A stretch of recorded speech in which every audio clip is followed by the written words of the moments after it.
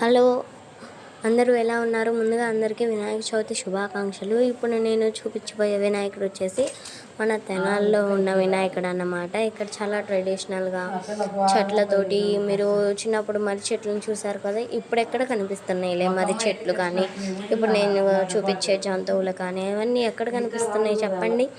అలానే ఇక్కడ మనం చెట్లను నరికేస్తూ ఉన్నాం కదా, పర్యావరణాన్ని రక్షించడం లేదు కదా. ఇలా పర్యావరణం గురించి మనకి తెలియజేయడానికి ఇక్కడంతా చెట్లతోటి, అలానే అంతరించిపోతున్న జంతువుల్ని చూపిస్తూ తెనాలి వాళ్ళు వినాయకుడిని అందంగా డెకరేట్ చేయడం జరిగింది. అండ్ అలానే ఇక్కడ చాలా విశిష్టత కూడా ఉంది. అలానే మర్రి చెట్టులాగా ఒక చెట్టు ఏరులతో వినాయకుడు లాగా ఉన్నాడు ఇక్కడ వినాయకుడు. ఇక్కడ వినాయకుడిని చూడటానికి ఎక్కడెక్కడ నుంచో జనాలు రద్దీగా వస్తున్నారు. చాలా రష్గా ఉంది ఇక్కడ. అలానే ఇక్కడ జరాఫీని చూసారా, జరాఫీని.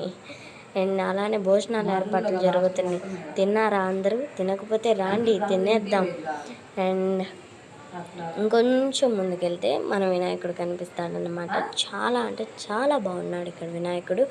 అందరూ తప్పకుండా చూడాల్సిన ప్రదేశం ఇది. ఈ 9 రోజులు జరుగుతూనే అడుగో మన వినాయకుడు. తప్పకుండా వచ్చి చూడండి గాయస్. బాయ్. ఒక లైక్ ఇచ్చి